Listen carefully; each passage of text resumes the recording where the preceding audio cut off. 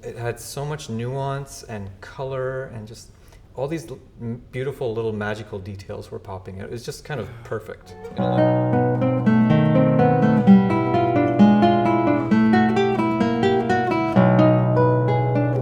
like, it just really encourages you to be more musical.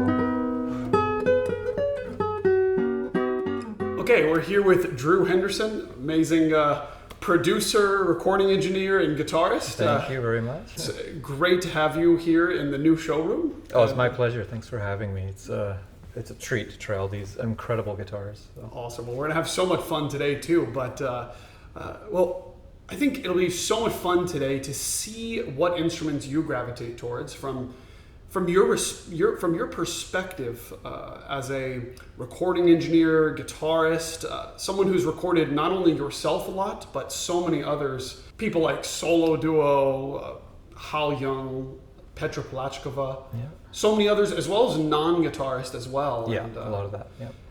I guess it'll be so interesting to see not only what instruments surprise you here, but also which ones you chose for some recordings that you took here. Yes. People have to definitely go to Drew's YouTube channel, which is far bigger than ours, to see some of these recordings, but really incredible stuff, a variety of repertoire and some really important historic instruments as well. Yes, yeah, I kind of gravitated towards those for sure. Amazing. Well, maybe we could start by, before we pull out a guitar, maybe you could say a little bit of what you look for in instruments. Like, what are some of your top qualities you're shooting for? I always describe it as, I always look for something very general, just the basic voice of the instrument. Sure. And I kind of imagine it the way I would sort of assess a singer.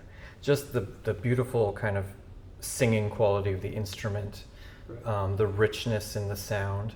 So, and to be honest, I kind of like guitars with more of a piano type sound, just like very rich, very pure.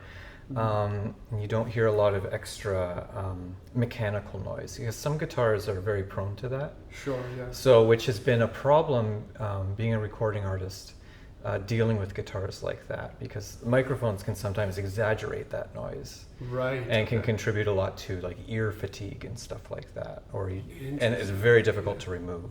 You know what you just said there about like the piano sound, I always struggle myself defining what that even means, even though I hear it and I recognize it sometimes in guitars. But that's a really interesting thing you pointed out. It's about it being somewhat noiseless, right? Yeah. Is that mostly what you mean, or what other piano like sounds? Yes, I think so. When you just strike the key on the piano, we should be clear.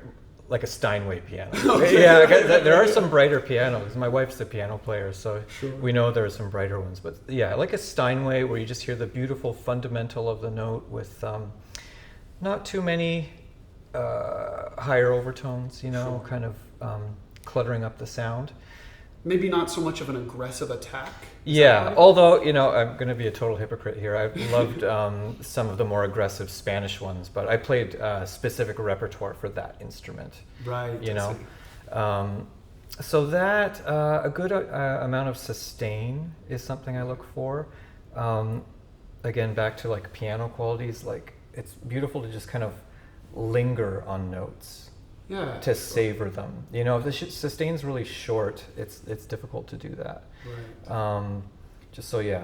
Beautiful sustain and playability, big sure. time. Yeah, because you're playing a lot of like virtuosic pieces. Too, yeah, actually. So So for example, I was going to play this very difficult Bach jig, and I was leaning towards Friedrich, but as I was getting ready to play it, I was like, the neck's a bit too thick for me. Sure. Because I don't have huge hands and the neck is very chunky. Right. Yeah.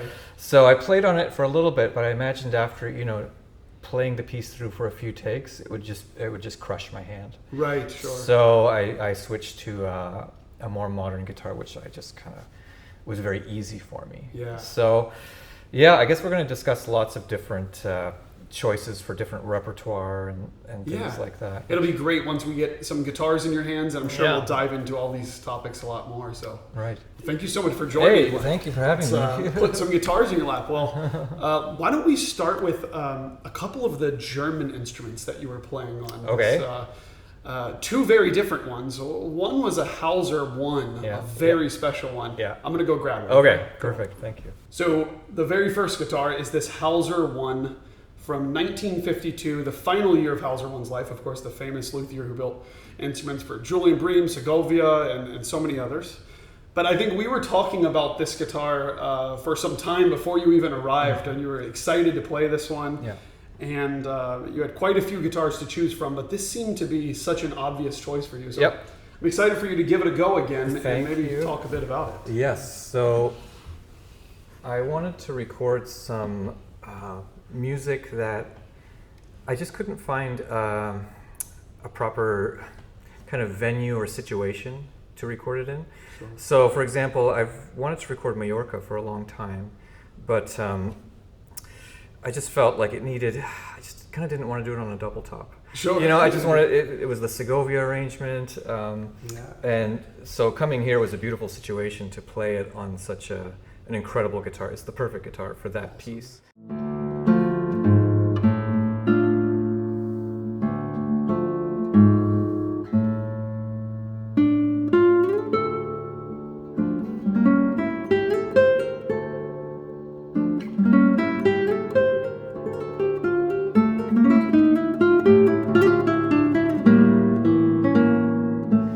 Tried a couple of Hausers, but this one just had such a beautiful singing tone that was so perfect for the piece. And when I just started playing the piece, I knew this was the guitar it had to be on. But on top of the beautiful singing voice, like it can get aggressive.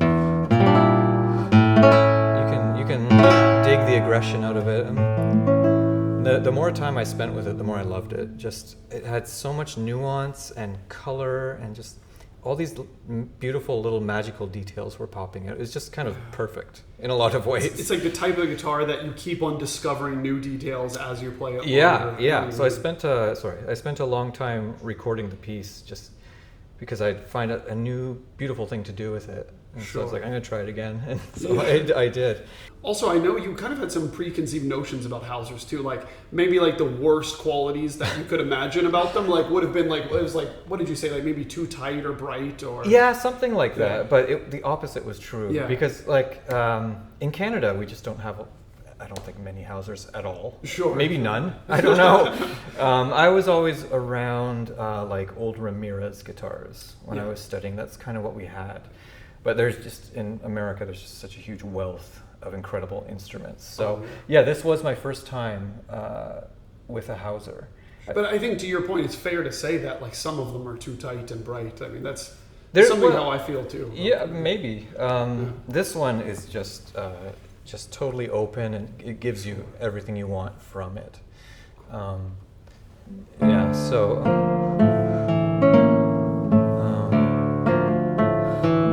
Just very easy color changes.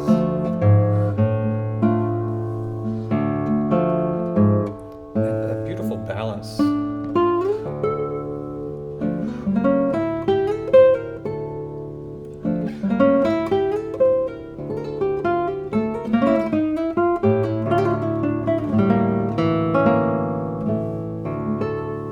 You know, I had the great fortune of watching you record some of these pieces, and when I was listening to you play something like Mallorca on this guitar, I was thinking, it's almost as exciting as like when listening to someone play Bach, when you get lost in a fugue, listening to the different voices. Mm-hmm. It kind of felt like that with this guitar. Just there's lots of different things to focus on. There's a lot of dimensions that are interesting. Colors.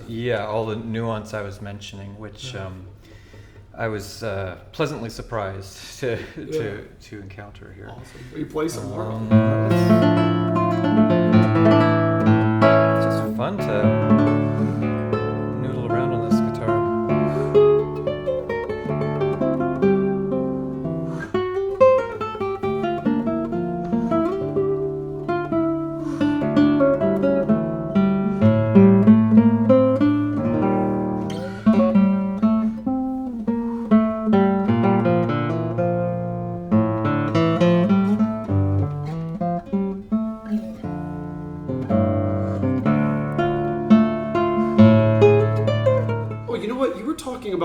it's got like an aggressive side too. Could you show us like what you kind of mean by that dynamic range of like? Oh yeah, for sure. It was in Mallorca. There's one particular passage. When I played that in the piece, like the difference in quality between this sweet little singing quality and this aggressive kind of heart attack sound was really apparent when I was recording, and very satisfying. It was giving me what the aggression I wanted out of it. Yeah. So very responsive to like my whims, if you will. You know. Yeah, it makes sense. Really an incredible first experience with the Hauser. And I'm very happy with the way the video turned out. So cool. Yeah. Well, we'll have to check that out on your channel, of course. Thank you. Well, great. Actually, kind of going a different direction. We'll go to a different style of guitar, but stay in Germany. But before we do, I guess it's kind of important to mention that you're kind of maybe a unique case where you play a double top guitar by Martin Blackwell mostly, it seems. Yeah. But you appreciate all sorts of instruments from traditional. You play lots of traditional instruments as well, and record many artists that play traditional instruments. Yeah. So it's interesting that you can really fall in love with something like a Hauser, a very traditional guitar, but also this guitar, which I'm about to show you, this Jakob Lebisch double top. Yes, very interesting guitar. Yeah, so let's go grab that and I'll take this one from you. Thank you. So here we have a guitar from a young German luthier that's really popular now, gaining a lot of popularity and a super long wait list, but this is a guitar by Jakob Lebisch, and it's completely opposite of the Hauser in some ways, and maybe more similar than one might think in terms of like what you're able to achieve with it, right? Exactly. The end result. But this is a spruce top with actually like a wood interior layer, and Brazilian rosewood back and sides, but raised fingerboard, and everything is very modern about it with a lot more volume, but I'll let you talk more thank about you. it. Yeah. Give it a go. No, I kind of gravitated towards this just after playing one or two notes. Now, if there's any guitar that had the piano-like qualities I was talking about, it would be this one. And actually, I was mentioning I was recording a very difficult piece by Bach, and I actually started out on a Friedrich. Right. And I was thinking about that just because, Friedrich is amazing. But the piece was very difficult. So after a few takes, I was like, maybe I'll try it on the Lebisch. Yeah, sure. And immediately I knew this was the one I needed to record this piece on. And why was that? Honestly, it was the neck. Yeah, sure. Yeah, it was a little thinner, easier for me to navigate. And with these double tops, it's like, with this double top, you can play a little bit more light. Sure. And it still gives you a really beautiful tone. Yeah. So as much as I want to, just play, forte for the whole piece, it's a long piece and it's just 16th notes the whole way through. It's exhausting. It's brutal. Yeah, lots of bars. It's a very difficult piece. So I needed a guitar that was much easier to play, and this was exactly it. And after the session was done, it just felt great to do it on this guitar for those reasons.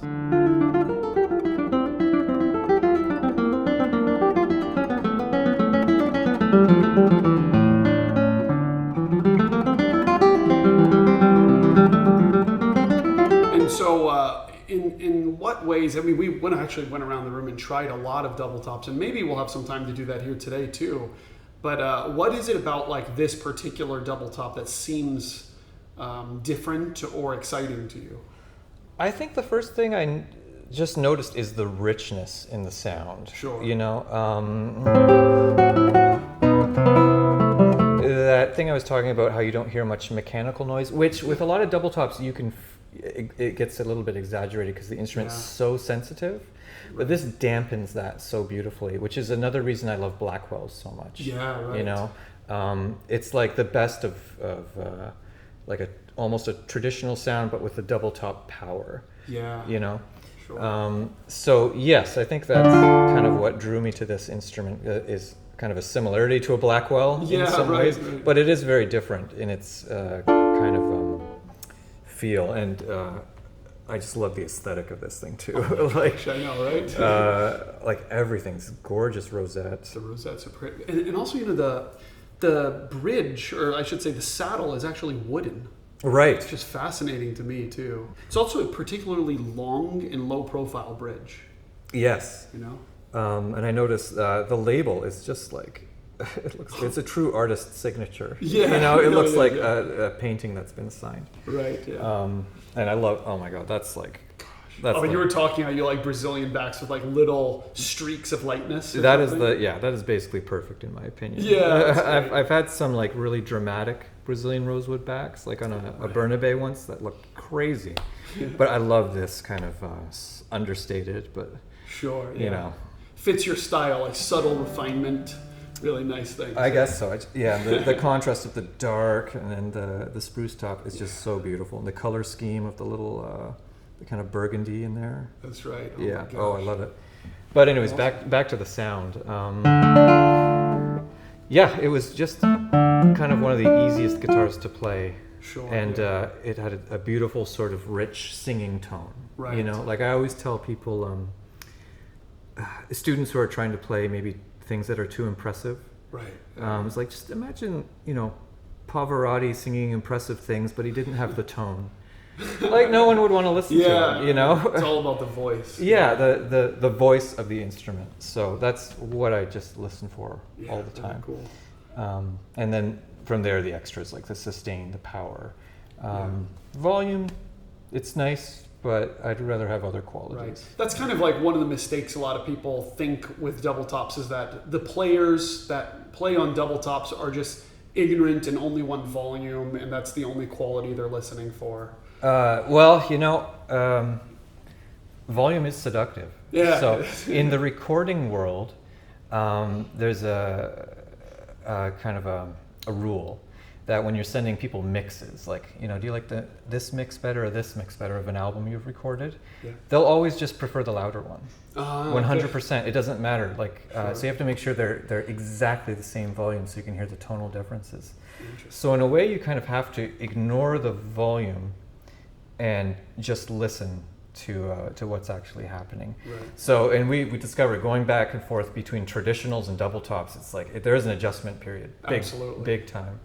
But no, to speak to your point, I think any great artist I've worked with is just more concerned with the musical details rather than power. What they can do with the instrument. Mm-hmm. Yeah. But maybe younger artists like myself 20 years ago, was impressed by the volume. Yeah, wow, absolutely. It is seductive. Smokes. Yeah. But the older you get, the more you just want qualities that we heard in the Hauser.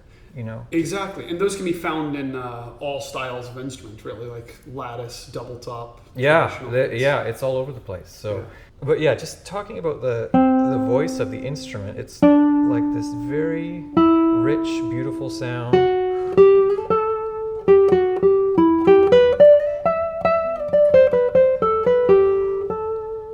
It's just so fun to play on.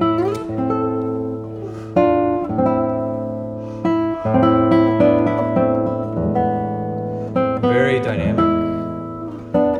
That's the main thing. Remember when I was playing on this guitar, I was able to just pull like a huge dynamic, you know, crescendo when I wanted to. That kind of was more than any other instrument. Sure. So maybe that's another plus, you know, for double tops, just having a higher ceiling. Right. You know, so being able to play it quietly and loud is important, because some really loud guitars don't sound good when you play them quietly. Right. Yeah. So this one did. I think it like lends itself to the clarity of the instrument. It's like because it's so clear, even those individual lines really quietly work. Yeah, they have to. Yeah. For me, you know, apparently. Nice.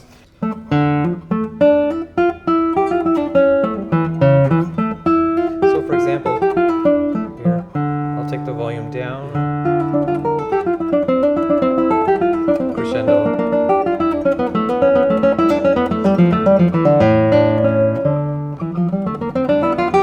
Lots of sculpting of the line is what I like to do, and if the instrument isn't letting me do that, then we wouldn't want to play the piece on that instrument. Sure. But this, yes, I think this is the number one quality that I love: the rich, the dynamic range and the rich tone. So that's two qualities. Awesome.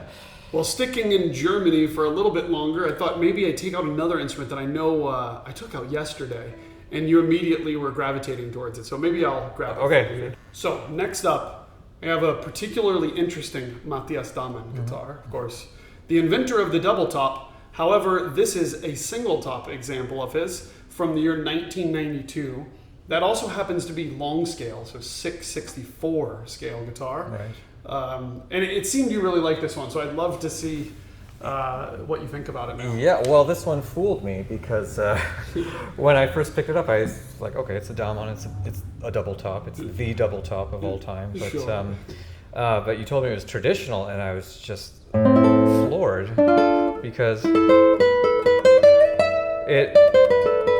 it's so loud, it's so powerful, and I've played a lot of powerful traditional guitars, but this one's, there's something going on with this guitar. Dammann is truly a master craftsman,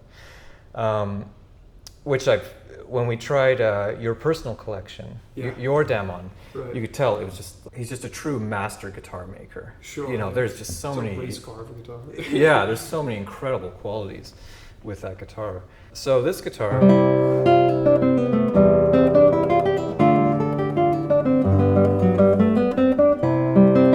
What I think maybe fooled me also was the long scale. Sure. Which we've talked about quite a bit, because 640 can feel incredibly comfortable. Yeah. But maybe, we're not sure, can maybe reduce the depth of the sound. Maybe. Whereas Exactly. some longer instruments, like I have a colleague who plays a 660 Ruck, which is a beautiful sounding guitar, and it has that depth.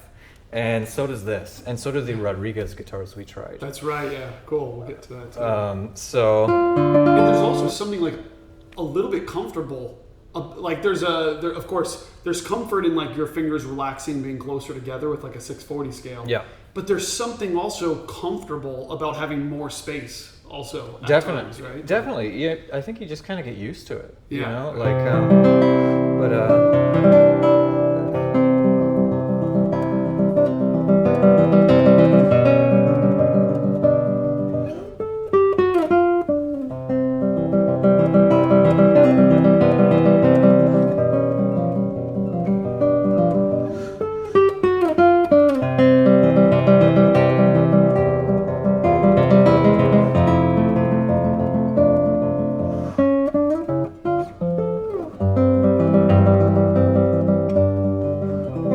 just very sensitive. It does everything I want it to do. I'm almost afraid to try his double top. Yeah, sure. Yeah. Like, how much more powerful? Yeah. How much more powerful does it need to be? Oh my gosh. So yeah, this one really struck me as an extremely fine, maybe one of the finest traditional guitars. Yeah. Well, it's fascinating to hear you play it too, and also the dynamic range really stuck out to me there. Yeah. Like, gosh, you really got loud, and the sound didn't really break up. Not at all. No. Yeah. So think. Yeah, I've never heard of the Dammann traditional, It's cool. so-called traditional guitar. Do you know what the bracing is? Yeah, it's actually, let's take a look. Okay. 6 fan, and they're just fanned out. And then the ones that go against the grain like this at the bottom. So pretty traditional. Yeah, Wow. exactly. It's really amazing. You know, he came up with design of a double top just for a ends to a means, basically. He just needed to have a really high quality cedar that he couldn't always access. So when he did have great cedar, when he does have great cedar, sometimes he would make solid top guitars instead. And, interesting. yeah. Wow. No, it's a real treat to try one of these guitars, because they're hard to find, you know. Absolutely. Well, pleasure to hear you playing it. And you mentioned Miguel Rodriguez. Yes. So kind of staying in a similar scale length, and it's also one that you chose to record Yes. on. So Yes. I'm going to go grab that now. Okay, great. Well, before we go to this incredible Miguel Rodriguez guitar, we've talked a lot about recording. Of course, that's kind of also why you're here doing some recordings. People should know about your new studio that you're opening up with Lorenzo Micheli of Solo Duo called Alto Studio. Yes. Yes, in Italy. It's going to be like a home base for for recording everything guitar. Am I correct? Yes. The concept was born in Italy when Lorenzo and I, we were recording some videos. And we had a little coffee break, so we were just sitting, and he was saying, Drew, don't you think it would be great, instead of, setting up all your equipment and traveling all over, just to have a centralized place, artists can come stay in this beautiful natural surrounding, and you just record them. And I was like, yeah, it sounds like a great idea. It sounds amazing. It's like, I mean... In Italy. Yeah, that is a great idea. And so we kind of left it at that. He'd bring it up once in a while. And then he just made it happen. Lorenzo is building a studio in very northwest Italy, right by the Matterhorn. Oh, okay. So it's in a small Italian village called Valtornache, which the drive from Milan to Valtornache is extremely beautiful. Okay. Just driving through the mountains. So yes, guitarists will come record with us. It's in a real recording studio. Yeah. But if they want to be in a church as well, there's probably the most beautiful church I've ever recorded in, very close. Sure. For maybe bigger things like string quartet or something like that. Sounds like a dreamy place to record guitar. Yes, that's the whole point. You have like all this stuff to be inspired by near you, and it's one of the most beautiful places. That's cool. And you're doing like a summer festival there as well, right? Yes, cool. Yes. To get things started, students can come and take classes with Lorenzo and Andrew Zone as well, and then I will be filming student videos. Amazing! Wow. Yeah. What a great opportunity for students too, as well as professionals. We hope so. Yeah. Cool. Well, I won't hold this guitar hostage any longer, but this is one of the guitars that you chose to record on after playing, I don't know how many, but I guess it's worth noting to everyone at home here that there's not enough time for you to even play every guitar in this room. No. But you did play quite a few. And this was one you picked out, which is actually a 1987 Miguel Rodriguez guitar. Yeah. Of course, famously played by the Romeros. Pepe's La Wonderful is a Miguel Rodriguez Jr. guitar, and as is this one. So check it out. Yes, thank you. And this one, I remember I tried your Rodriguez, which really put me. It got me interested in them because I'd always seen these guitars. In magazines and whatnot, guitar magazines, and I always loved the sound of the Romeros like that, just incredibly open, but it can be like, it's a very fun guitar to play, because it gives you so much. Very different aesthetic from the Hauser. Yeah. Sure. So,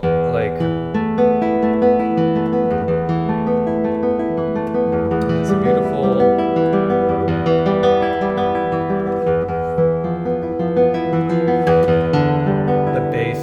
Just so.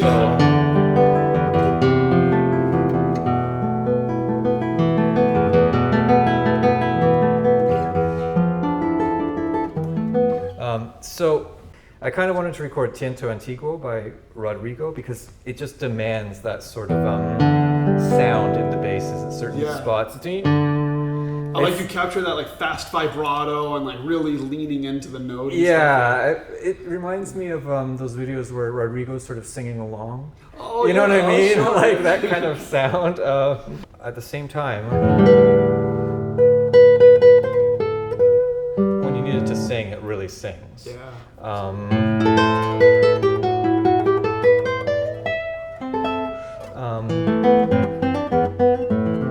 And I think it does have that sort of depth we were talking about. Yeah. Like, to me, I always, it feels like there's more like body resonance or something like that. Mm-hmm. Like just it almost sounds like the body itself is bigger.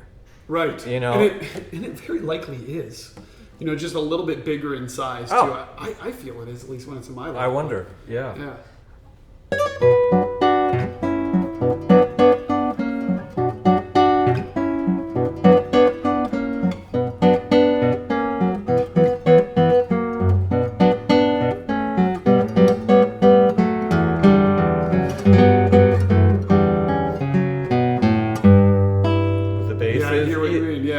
And then right when you played that, what is it? I guess a G since we're tuned out. Yeah. But It's very good at managing little mechanical noises. With the tremolo passage, that is the deal breaker for me on some guitars.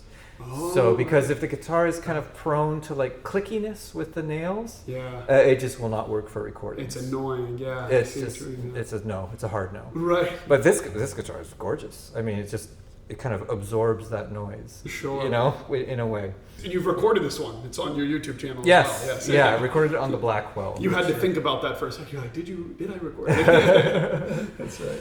Well, cool. We've mentioned Blackwell a lot. I feel like we should take one out. Please. What do you think? Yes, cool. yes, I'd love to.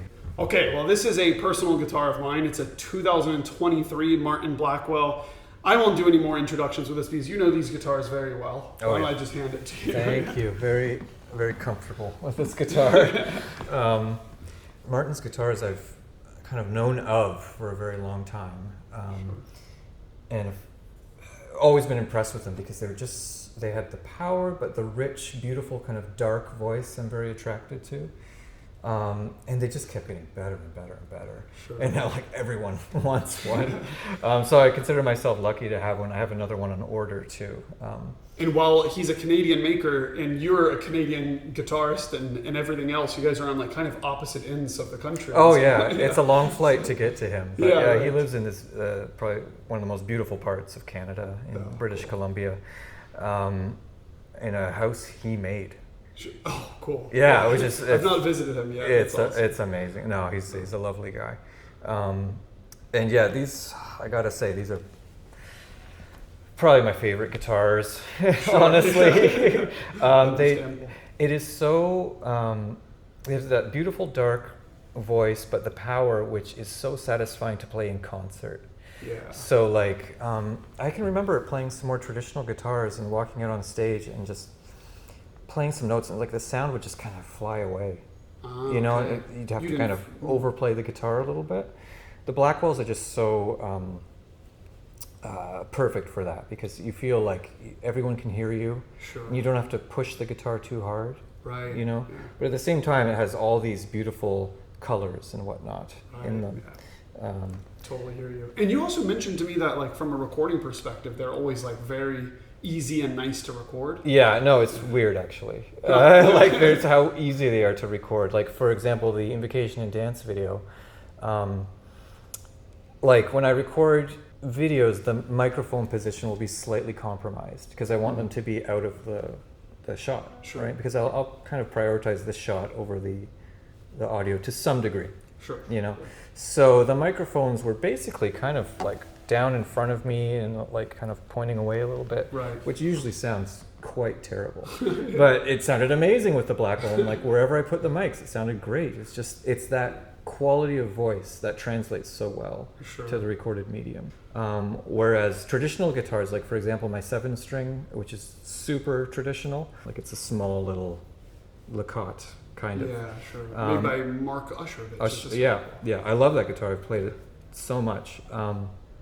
But you have to be really careful with the microphone positioning, or it just doesn't catch the what you want perfectly. You know? So it's tough. Sometimes I have to use like ribbon mics on that guitar or something like that. But the Blackwell just always gives you a beautiful sound. Awesome. Very satisfying to listen to on the recording, you know. And now, while you were here, you didn't record anything on the Blackwell since you've got plenty of. I've got plenty. On Blackwell, yeah, exactly. But maybe you could play this for a little bit. And,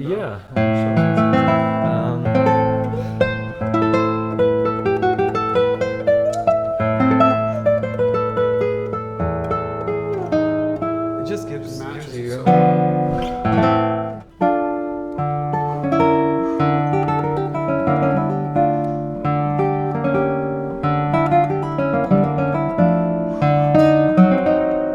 With that, the dynamic range again was very accommodating to what I wanted to do. So maybe sometimes too much if I get carried away. It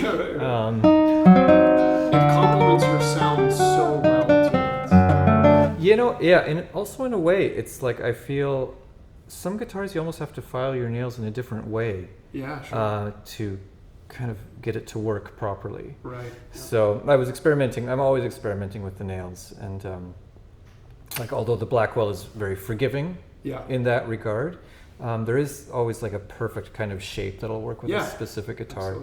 One of the things I love about these two is that it sounds so good with apoyando also. Oh yeah. There's maybe some double tops out there that's more like maybe I should just stick to free stroke for everything, you know? Sure. But it sounds good to drive it. And, yeah, definitely. Martin was telling me he first learned from someone who built in the Granada style, I think. So there's that influence, and I guess I can sort of hear that in what I just played. Those little runs.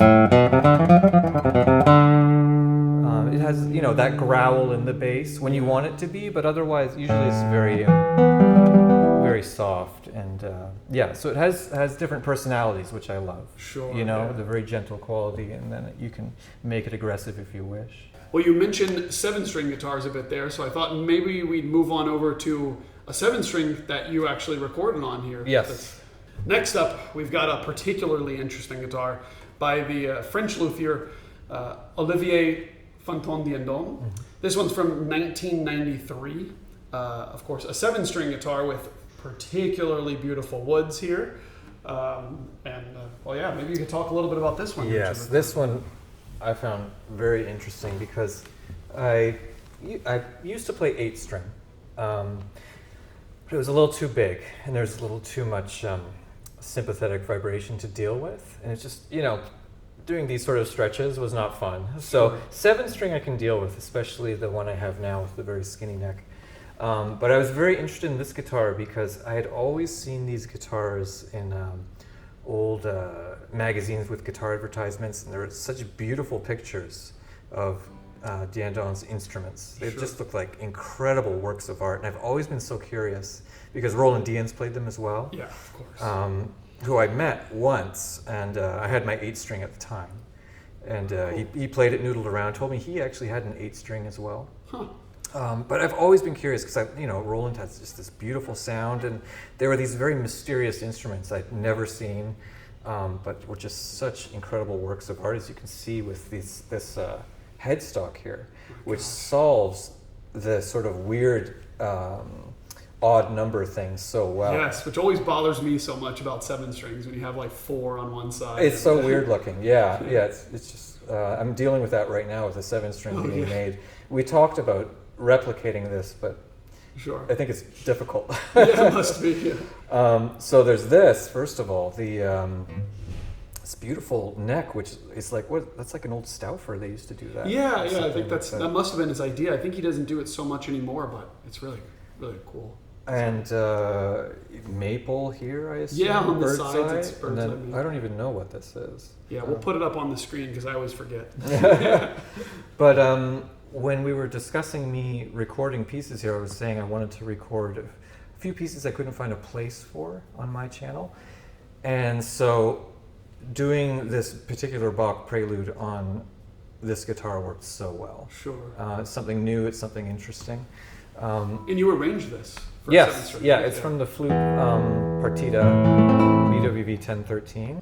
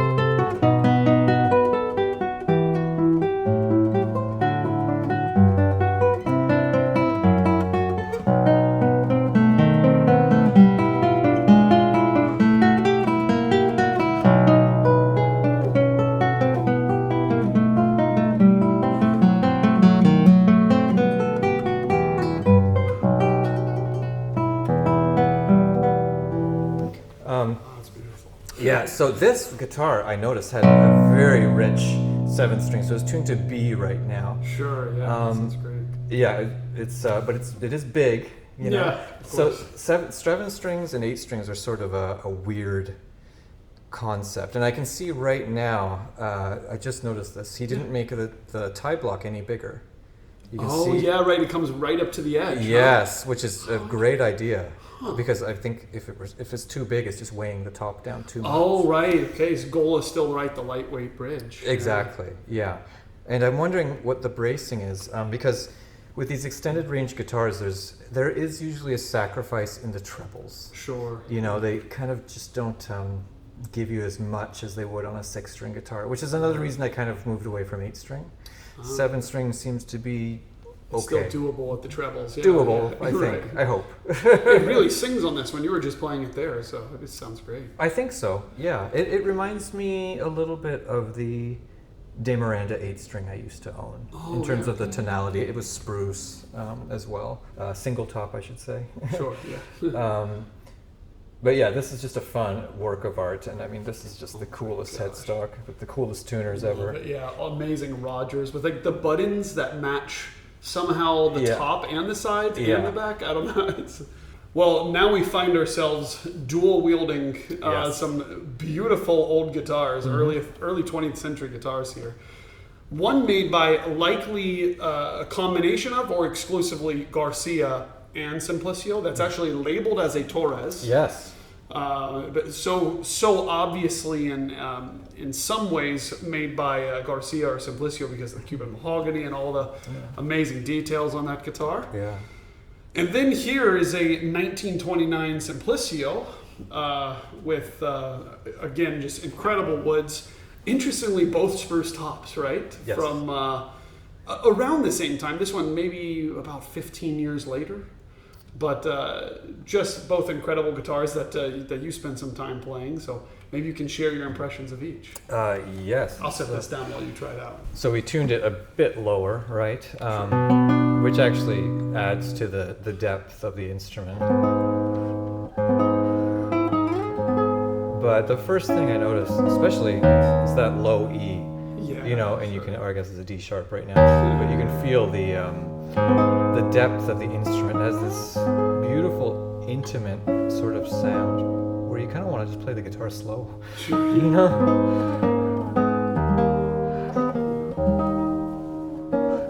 Is this no, this is 650? Yeah, it is 650.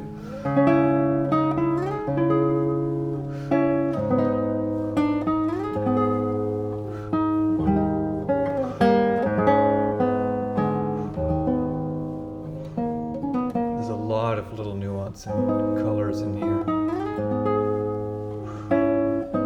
Very subtle, but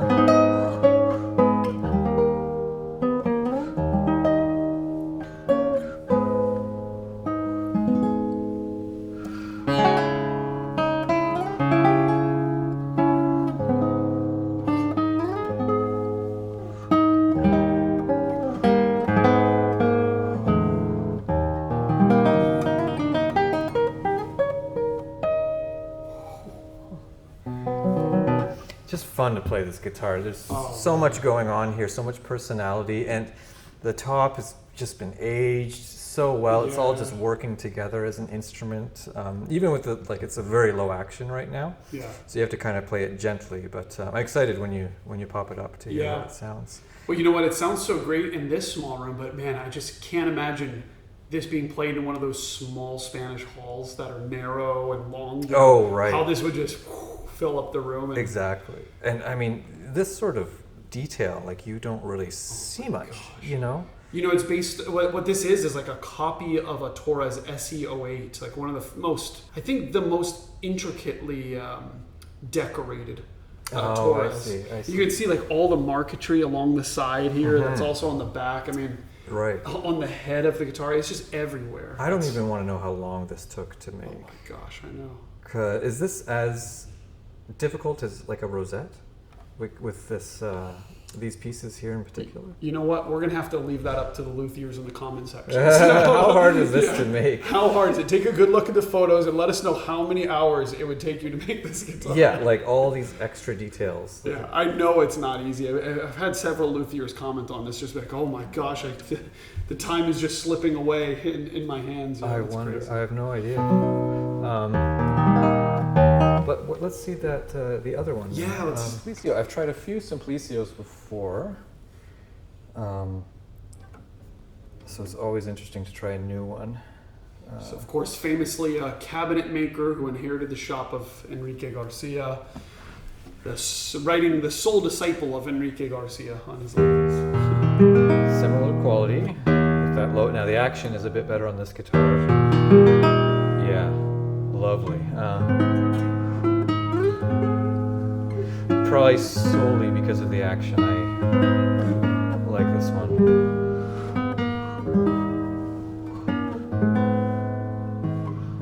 It just, yeah, it's a beautiful guitar. Very, like a very intimate, personal instrument.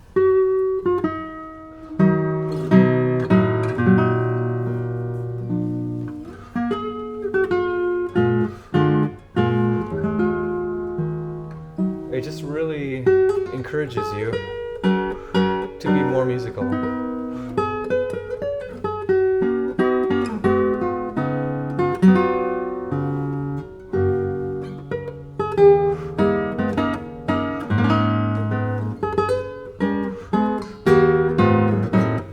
Now is the nut width a little?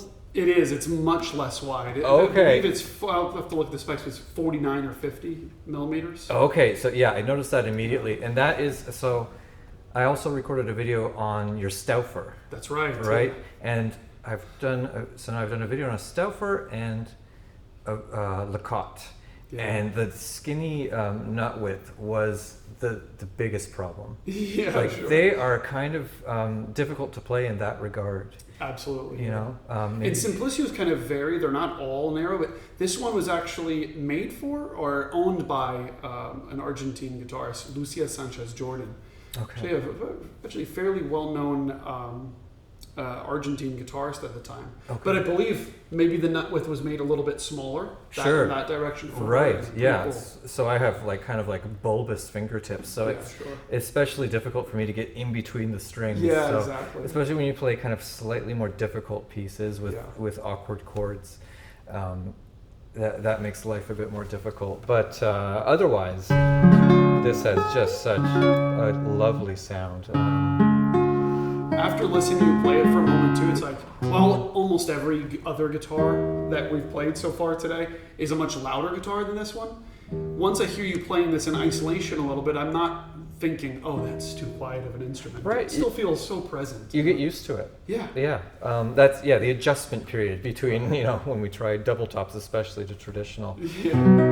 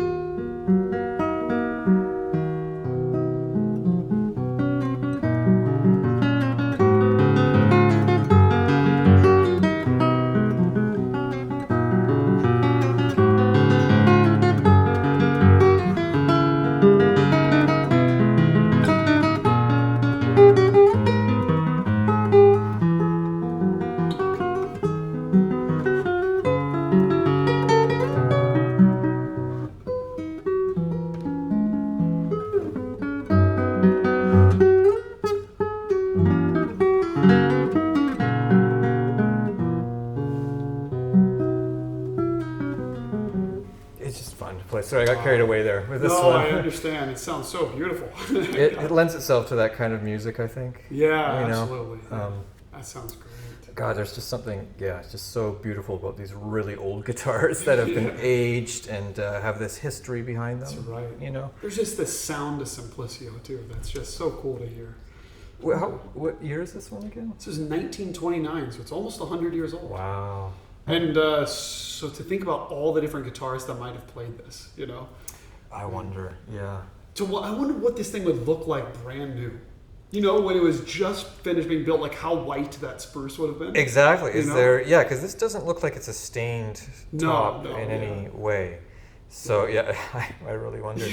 Even Martin Blackwell showed me a brand new spruce guitar, and I was like, "What?